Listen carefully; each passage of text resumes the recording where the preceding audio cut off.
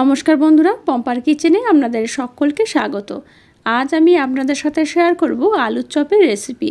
আলুর চপ তো আমরা সব সময় দোকান থেকে কিনে খাই, তবে আমার মতো বাড়িতে একবার আলুর চপটা বানিয়ে দেখবেন। দোকানের থেকে আর কিনে খেতে ইচ্ছাই হবে না। ছোট ছোট কিছু টিপস খেয়াল রাখলেই দেখবেন দোকানের থেকেও বেশি টেস্টি আলুর চপ আপনি বাড়িতেই বানাতে পারছেন। তাহলে চলুন কিছু ছোট ছোট টিপস সহ গরম গরম মুচমুচে আলুর চপের রেসিপিটা দেখে নেওয়া যাক। দোকানের মতো একদম পারফেক্ট এই আলুর চপটা বানানোর জন্য এখানে দেখুন এই বাটির মাপ করে এক বাটি আমি নিয়ে নিয়েছি বেসন।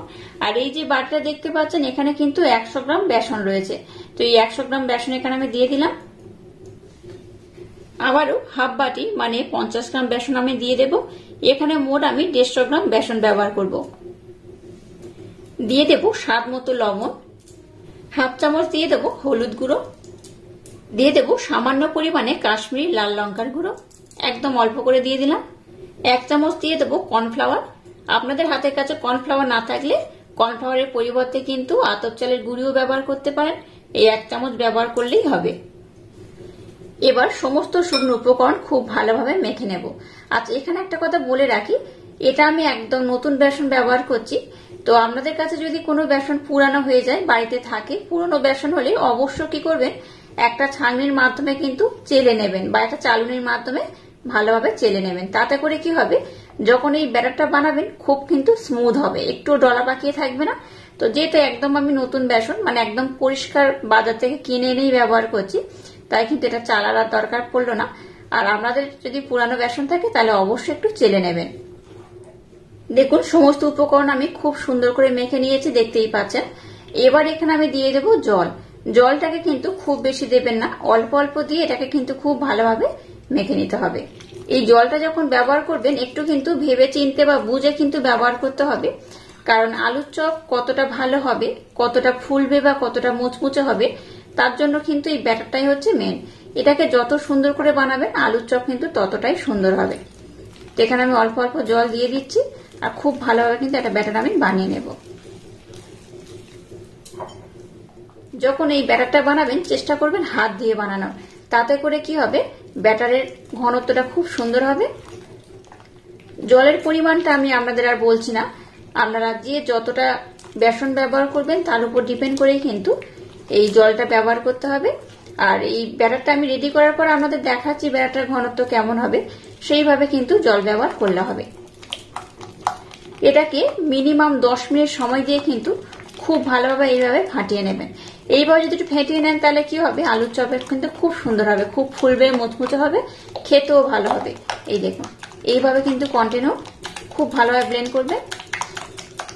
দোকানের মতো একদম পারফেক্ট আলুর চপ বানানোর জন্য যে ব্যাটারটা দরকার, একদম ব্যাটারটাকে দেখুন আমি পারফেক্ট ভাবে কিন্তু বানিয়ে নিয়েছি।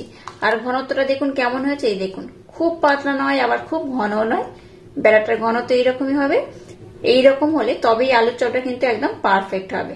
তো যাই হোক, ব্যাটারটাকে এবার আমি 10 মিনিটের জন্য রেস্টে রেখে দেব। যখনই আলুর চপের ব্যাটার বানাবেন চেষ্টা করবেন 10 থেকে 15 মিনিটের জন্য রেস্টে রেখে দেয়। তো এই ব্যাটারের মধ্যে কিন্তু আরো বেশ কয়েকটি উপকরণ অ্যাড করতে হবে, তবে সেটা যখন বানাবো তখনই, তবে এই মুহূর্তে নয়। এবার এই অবস্থায় এটাকে আমি 10 মিনিটের জন্য রেস্টে রেখে দেব। 10 মিনিটের মধ্যে আমি আর একটা কাজ কমপ্লিট করব। এবার দেখুন গ্যাসটাকে জ্বেলে দিয়ে এরকম একটা ছোট্ট মতো ফ্রাই প্যান বসিয়ে দিয়েছি। এবার দেখুন এখানে আমি নিয়ে নিয়েছি 5টা শুকনো লঙ্কা। এই শুকনো লঙ্কাটাকে আমি চিড়ে দিয়ে দেব। আলুর চপ বানানোর জন্য একটা স্পেশাল মশলা কিন্তু খুবই প্রয়োজন, তাই স্পেশাল মশলাটা বানানোর জন্য এখানে আমি এবার এগুলো ব্যবহার করছি। দেখুন শুকনো লঙ্কাটাকে আমি ভেজে নিয়েছি, এবার এটাকে আমি আলাদা করে উঠিয়ে নেব। এবার এখানে দিয়ে দেবো একটা তেজপাতা। এই চামচের 1 চামচ দিয়ে দেবো গোটা জিরে, গোটা ধনে দিয়ে দেবো এই চামচের 1 চামচ। আর নিয়েছি গোটা গরম মশলা, এখানে দেখুন 6টা লবঙ্গ, 6টা এলাচ, একটু দারুচিনি স্টিক রয়েছে। এবার গ্যাসের ফ্লেমটাকে একদম লো রেখে এটাকে 2 থেকে 3 মিনিট সময় দিয়ে একটু ভালোভাবে নাড়াচাড়া করে ভেজে নেব। তবে খুব পুড়িয়ে ফেলবেন না, গ্যাসের ফ্লেমটাকে একদম লো রেখে নাড়াচাড়া করে ভাজবেন, তাহলে দেখবেন এটা খুব সুন্দরভাবে কিন্তু হয়ে যাবে। 2 থেকে 3 মিনিট সময় দিয়ে এটাকে দেখুন একটু নাড়াচাড়া করে ভেজে নিয়েছি। এবার একদম শেষে এই শুকনো লঙ্কা যেগুলোকে আমি ভেজে উঠিয়ে নিয়েছিলাম সেটার মধ্যে দিয়ে দেব। একসাথে এটাকে আমি একটু নাড়াচাড়া করে নেব। দেখুন মশলাগুলোকে খুব সুন্দর করে ভেজে নিয়েছি, একটা দারুণ স্মেল বার হচ্ছে। তো এই পর্যায়ে গ্যাসটাকে আমি বন্ধ করে দেব আর মশলাটাকে একটু হালকা ঠান্ডা করে খুব ভালোভাবে মিহি করে আমি ব্লেন্ড করে নেব। এবার দেখুন নিয়ে নিয়েছি দুটো সিদ্ধ করা আলু। আলুটাকে আমি একটু খুব ভালোভাবে সিদ্ধ করে নিয়েছিলাম। এবার আলুর খোসাটাকে আমি ছাড়িয়ে নেব। এবার এই আলুটাকে আমি মেখে নেব, তবে একদম কিন্তু মিহি করে মাখবেন না, একটু ঝুড়ো ঝুড়ো করে মাখলে যেমন হয় সেইভাবে, মানে হাতের মাধ্যমে একটু আলুটাকে এইভাবে ভেঙে ভেঙে দিলেই হবে, একদম কিন্তু মিহি করে মাখানোর দরকার নেই। আচ্ছা, আলুর একটু খোসা যদি থাকে তাতে কোনো সমস্যা নেই। যে কোনো আলুর চপ দোকানে দেখবেন আলুর মধ্যে একটু খোসা থাকে, তো একটু খোসা থাকলে কিন্তু আলুর চপের স্বাদ নাকি পাল্টে যায়। আমি কিন্তু আগেও আপনাদের সাথে আলুর চপের রেসিপি শেয়ার করেছিলাম, চাইলে দেখে নিতে পারেন। তবে আলুটাকে এইভাবে যদি একটু খোসা দিয়ে রেখে মাখান তাহলে কিন্তু খুব ভালো হয়। দেখুন দুটো আলু এইভাবে আমি ঝুড়ো ঝুড়ো করে মেখে নিয়েছি। এখানে আমি আপনাদের আর একটা কথা জানিয়ে দিই, আলু যখন সিদ্ধ করবেন চেষ্টা করবেন আলুর খোসা সমেত এটাকে সিদ্ধ করার, তাহলে কিন্তু আলুর চপের যে পুরটা বানাবো দারুণ টেস্ট হয়। অনেকে কি করেন আলুর খোসা কিন্তু ছাড়িয়ে তারপর সিদ্ধ করেন, তবে চেষ্টা করবেন আলুর খোসা সমেত সিদ্ধ করার। তো যাই হোক, দেখুন আলুটাকে আমি খুব ঝুড়ো ঝুড়ো করে খুব সুন্দর করে কিন্তু মেখে নিয়েছি। এবার দেখুন গ্যাসটাকে জেলে দিয়েছি, একটা ফ্রাই প্যান বসিয়ে দিয়েছি, এর মধ্যে দিয়ে দেবো সর্ষের তেল। আপনারা চাইলে এখানে কিন্তু সাদা তেলও ব্যবহার করতে পারেন। তেলটাকে এবার একটু ভালোভাবে গরম করে নেব। দিয়ে দেবো সামান্য একটু গোটা জিরে, দিয়ে দেবো দুটো পেঁয়াজ কুচনো, চারটে কুচিয়ে নেওয়া কাঁচা লঙ্কা দিয়ে দেব। এবার পেঁয়াজ আর লঙ্কাটাকে একটু হালকা নাড়াচাড়া করে ভেজে নেব। পেঁয়াজ আর লঙ্কাটাকে দেখুন একটু ভালোভাবে নাড়াচাড়া করে ভেজে নিয়েছি। এবার এখানে দিয়ে দেবো এই চামচের 1 চামচ আদা রসুনের পেস্ট। আবার এটাকে একটু আমি নাড়াচাড়া করে নেব। এবার এখানে দিয়ে দেবো সামান্য একটু হলুদ গুঁড়ো, 1 চামচ দিয়ে দেবো জিরে গুঁড়ো, 1/2 চামচ ধনে গুঁড়ো দিয়ে দিলাম, আর 1/2 চামচ দিয়ে দেবো চাট মশলা। আবারও সমস্ত উপকরণ একটু ভালোভাবে নাড়াচাড়া করে নেব। আচ্ছা, আপনারা চাইলে এখানে কাশ্মীরি লাল লঙ্কার গুঁড়ো বা লঙ্কা গুঁড়ো ব্যবহার করতে পারেন, তবে এখানে আমি লঙ্কার গুঁড়ো ব্যবহার করব না। যেহেতু যে স্পেশাল মশলা বানিয়েছি সেখানে আমি ভাজা লঙ্কা অ্যাড করেছি, তাই কিন্তু এখানে আর গুঁড়ো লঙ্কা বা কাশ্মীরি লাল লঙ্কার গুঁড়ো আমি ব্যবহার করব না। এবার এখানে কিছুটা ধনেপাতা কুচনো দিয়ে দেবো। ধনেপাতাটাকে একদম কিন্তু ঝুড়ো ঝুড়ো করে মুচো মুচো করে কেটে নিতে হবে। এবার যে আলুটাকে আমি খুব ভালোভাবে ঝুড়ো ঝুড়ো করে মেখে নিলাম সেটার মধ্যে দিয়ে দেব। দিয়ে দেবো স্বাদ মতো বা পরিমাণ মতো লবণ। লবণটা টেস্ট করে ব্যবহার করবেন। এবার সমস্ত মশলার সাথে আলুটাকে আমি খুব ভালোভাবে নাড়াচাড়া করে মেখে নেব। এইভাবে কিন্তু এই হাতা বা চামচের মাধ্যমে খুব সুন্দর করে মেখে নিতে হবে। দেখুন আলুর চপ বানানোর জন্য পুরটাকে আমি একদম রেডি করে নিয়েছি, আর পুরটা একদম রেডি হয়ে গেছে। কত সুন্দর হয়েছে দেখুন, পুরটা দেখতেও কিন্তু খুব সুন্দর হয়েছে। আচ্ছা, আরেকটা কথা বলে রাখি, লবণের পরিমাণটা যদি কম হয় বা বেশি হয় এখানে একটু টেস্ট করে নেবেন। যদি মনে হয় একটু বেশি হয়েছে তাহলে কিন্তু এখানে আরেকটু আলু দেওয়ার দরকার হবে, আর যদি কম হয় একটু লবণ ব্যবহার করে নেবেন। এবার আমি গ্যাসটাকে বন্ধ করে দিলাম, পুরটা একদম রেডি হয়ে গেছে। গ্যাসটাকে বন্ধ করে দিয়েছি। গ্যাসটাকে বন্ধ করে দেওয়ার পর যে স্পেশাল মশলা আমি বানালাম এখানে 1 চামচের মতো দিয়ে দেব। গ্যাসটাকে বন্ধ করে দিয়ে এই স্পেশাল মশলা ব্যবহার করলে কিন্তু খুব ভালো হয়। স্পেশাল মশলার যে স্মেল থাকে তাহলে কিন্তু এই যে আলু চপটা বানাবো তার মধ্যে খুব ভালোভাবে পাওয়া যায়। যাই হোক, আমি কিন্তু গ্যাসটাকে বন্ধ করে দিয়েছি। গ্যাসটাকে বন্ধ অবস্থায় স্পেশাল মশলা দিয়ে এটাকে আমি খুব ভালোভাবে এইভাবে মেখে নিলাম। এবার এই আলুর মিশ্রণটাকে একটু আমি ঠান্ডা করে নেব, তারপর আমি আপনাদের সাথে নেক্সটে শেয়ার করব। এবার দেখুন যে আলুর পুরটাকে আমি বানিয়েছি এখান থেকে অল্প অল্প মিশ্রণ নেব, আর এইভাবে কিন্তু একটু ডো করে নেব হাতের মধ্যে দিয়ে, তাহলে যখন আলুর চপগুলো বানাবো তখন কিন্তু খুব সুবিধা হবে। আচ্ছা, এখানে আরেকটা কথা বলে রাখি, আপনারা চাইলে কিন্তু এই আলুর পরিমাণটা কম বেশি করে করতে পারেন, মানে একটু পাতলা কিংবা একটু মোটা করেও করতে পারেন। তো আমি কিন্তু একটু বেশি বেশি দিয়েই বানাবো, তাতে করে কি হবে, খেতে খুব ভালো লাগবে। এবার দেখুন আলুর চপগুলো বানিয়ে রাখার জন্য এরকম বড় একটা আমি পাত্র নিয়ে নিয়েছি। বানিয়ে বলবো না, মানে বেলে রাখার পর রাখবো বলে কিন্তু এই বড় পাত্র আমি নিয়ে নিয়েছি।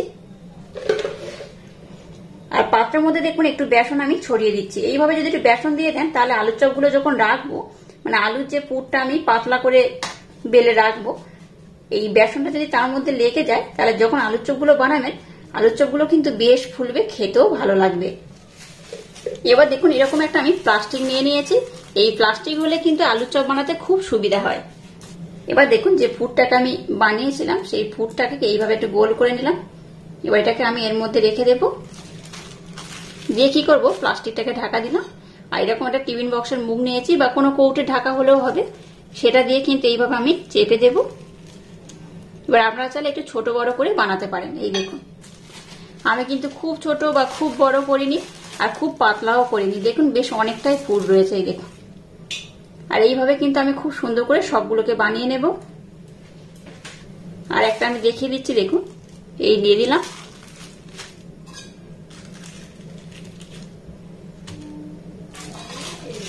এইভাবে সবগুলোকে আমি বানিয়ে নেব। এবার দেখুন ব্যাটারটাকে আমি নিয়ে নিয়েছি। আর ব্যাটার ঘনত্ব তো আমি আপনাদের দেখিয়েছি কেমন হয়েছে। এখানে আর বেশ কয়েকটা উপকরণ আমি অ্যাড করব। দিয়ে দেবো এই চামচের 3/1 বেকিং পাউডার আর সামান্য একটু বেকিং সোডা দিয়ে দিলাম। এবার দেখুন এখানে দিয়ে দেবো সাদা তেল। একদম গরম অবস্থায় কিন্তু এখানে দিতে হবে। গরম তেল এখানে আমি এই চামচের 1 চামচ দিয়ে দিলাম। আলুর চপটা ভাজার জন্য যে তেলের প্রয়োজন সেই তেলটাকে আমি গ্যাসটা জেলে বসিয়ে দিয়েছি। আলুর চপ বানানোর সময় চেষ্টা করবেন এই গরম তেলটা অবশ্য ব্যবহার করার। তাতে করে কি হবে, আলুর চপটা কিন্তু বেশ মুচমুচে হবে, খুব সুন্দর ফুলবে, মুচমুচে হবে। আর বাইরের পোর্শনটা দারুণ দেখতে হবে, খেতেও অপূর্ব লাগবে। এবার দেখুন যে আলুর পুরটাকে আমি আলুর চপের শেপ দিয়ে নিয়েছি, সেটার মধ্যে দিয়ে দেবো।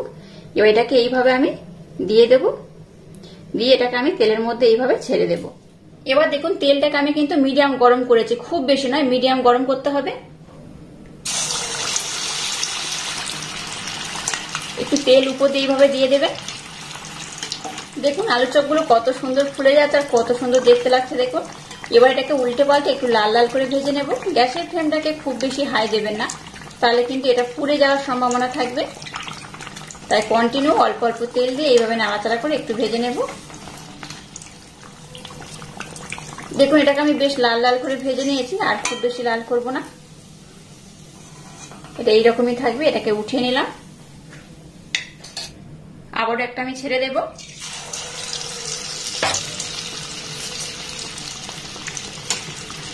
আপনারা চাইলে একসাথে অনেকগুলো দিয়েও ভাজতে পারেন, একটা করেও ভাজতে পারেন। যেহেতু আমি একটু বড় বড় করে বানাচ্ছি তাই কিন্তু একেবারে খুব বেশি দেবো না, একটা একটা করে দিয়ে বানিয়ে নেব।